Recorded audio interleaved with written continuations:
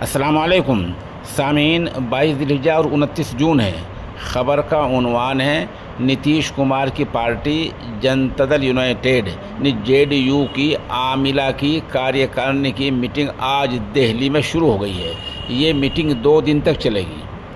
कयास आराइयाँ बहुत चल रही हैं, ये होगा वो होगा, यूँ होगा, इस तरह होगा और कोई चौंका देने वाला फ़ैसला हो सकता है।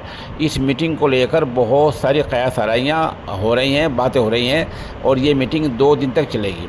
बहरहाल मीटिंग में ये बड़ा फ़ैसला हो सकता है कि 2025 में बिहार में जो असम्बली के विधानसभा के इलेक्शन होंगे वो नीतीश कुमार की क़यादत में लड़े जाएंगे।